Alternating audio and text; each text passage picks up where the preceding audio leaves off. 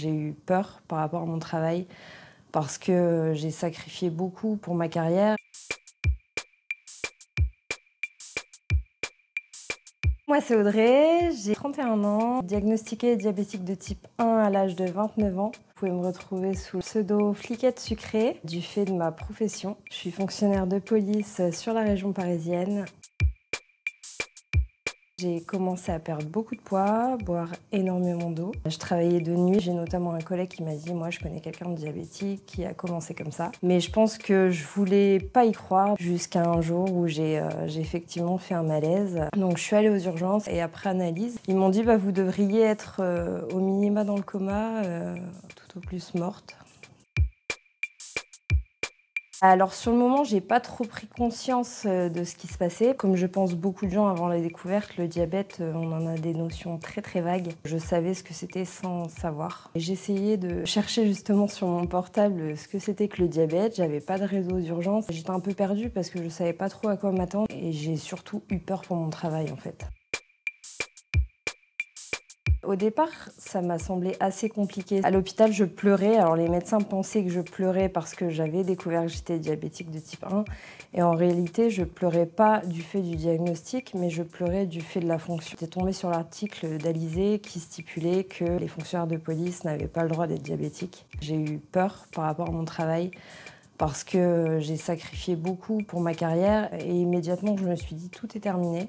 Suite au diagnostic, dans un premier temps, on m'a d'abord mis dans un bureau sans armes et puis après au fur et à mesure j'ai réussi à négocier avec la hiérarchie et ça a été un combat un peu de tous les jours. Mais dans mon malheur, j'ai eu de la chance, c'est que je sois déjà titulaire au sein de la police nationale. J'étais plus stagiaire et j'ai une hiérarchie hyper bienveillante qui m'a soutenue dans toutes les démarches possibles et imaginables. Au jour d'aujourd'hui, je les remercie parce que vraiment, ça a été un gros soutien. Finalement, j'ai un médecin qui a validé ma condition sous certaines conditions. Et donc, je pense que j'ai eu beaucoup de chance malgré tout. J'ai beaucoup de témoignages qui me disent moi dans l'armée, moi dans la gendarmerie. Et je connais pas mal de collègues aussi diabétiques qui ont réussi à continuer à exercer. Ça n'a pas été évident. J'ai fait la découverte en hiver. Dans ces métiers-là, on a des tenues été-hiver. L'hiver, pour moi, c'était plutôt simple parce que voilà, on a des manches longues, on est en pantalon. Donc, pour cacher les appareils, c'était assez simple. L'été, c'est un peu plus compliqué. Les bras dénudés, j'étais un peu plus réticente parce que aussi, je pense que j'avais peur du regard des autres. Encore une fois, j'ai des collègues qui sont juste au top, qui forcément, qui ont été curieux. Donc, ça m'a permis aussi de sensibiliser un peu à la cause et un peu, voilà, expliquer ce que c'était, le pourquoi du comment. Et au final, au jour d'aujourd'hui, j'exhibe mes appareils sans aucun problème. J'avais peur du regard des autres. Je me souviens notamment au moment de l'hospitalisation et de la première injection où on m'a donné un stylo, une aiguille et on m'a dit voilà, il faut faire les choses par toi-même parce que l'organe en question, le pancréas, ne fonctionne plus comme il faut et il faut faire son taf à la place. Je me souviens que dans la chambre d'hôpital, j'avais 3 amis qui étaient là et j'étais gênée de faire ça devant eux parce que ça me semblait pas naturel. Au départ, j'avais tendance à aller faire mes injections aux toilettes quand j'étais dans des lieux publics ou à quitter la table quand j'étais en famille. En fait, au fur et à mesure, je me suis dit, je vois pas pourquoi je devrais me cacher. C'est une maladie parmi tant d'autres et je pense qu'il faut pas en avoir honte. Même au travail, j'avais plus de, entre guillemets, de gêne à faire mon injection à table devant les collègues.